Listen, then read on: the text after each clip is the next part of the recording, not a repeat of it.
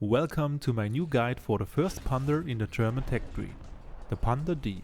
A medium tank with some good features but also some major disadvantages I have to point out. So let's get started. Why is this tank a little difficult to play? The biggest weak spot of this tank is the turret.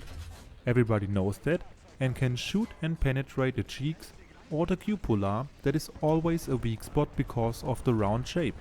Doesn't matter if you turn away your turret.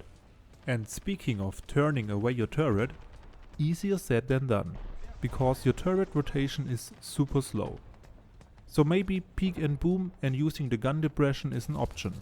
Unfortunately, your reverse speed is also very slow, and every push out of the solid cover can be dangerous. In addition, the Panther D has quite the height and can't be hidden very good. The side armor gets also penetrated very easily, and you should never angle the tank too much or even at all. Are there even any advantages?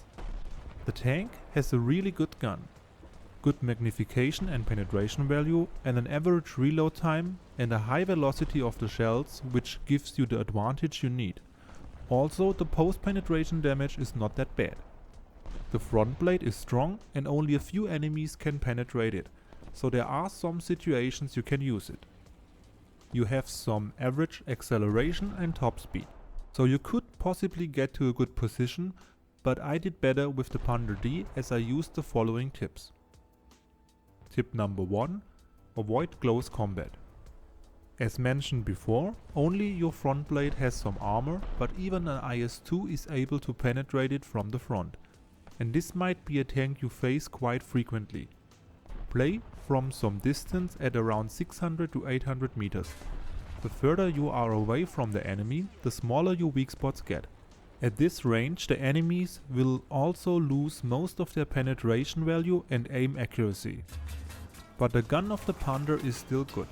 Also, the incredible slow turret rotation is less of a disadvantage, since you will not need to turn your turret as much to aim at different targets on enemy that just appears. Play it like a casemate. Yet you can't avoid getting into some close combat situations all of the time. When you face an enemy at close range, turn like if you play a casemate tank. Casemate design refers to vehicles that have their main gun mounted directly within the hull and lack the rotating turret. With this you face the strongest part of your tank at the enemy, and when the situation is right, you also can turn the turret at the same time to accelerate your turret rotation overall for that extra few seconds you need.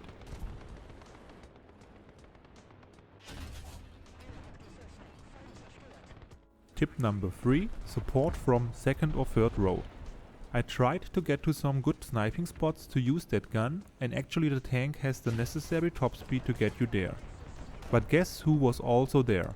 The EBRs and T-55-1E, with even more mobility and the ability to outmaneuver and destroy me. So I decided to stick with my teammates and support them from the second and third row, no matter if I have a down tier or an up tier match. That worked way better. I may not have the most kills in the game this way, but I can support my team without getting destroyed, and the gun of the Panther D is actually where it is needed the most, aiming right at the battle. Tip number 4. Plan your attack. You have a really slow reverse speed with the Panther D, and therefore every push out of the solid cover can be lethal. Use binoculars to detect the enemy and only attack the enemy or move to the next cover if it's safe. Also, read the minimap to see if there are enemies around you. If the enemy is coming closer to you and there is no teammate around you, back up when there is still time and rather regroup with your team than trying it solo. I hope you liked this video and I was able to give you some tips on how to play the Panther D. Like, subscribe and leave a comment if you want to, and join my Discord server for more information and to connect with other players. Hope to see you in game soon.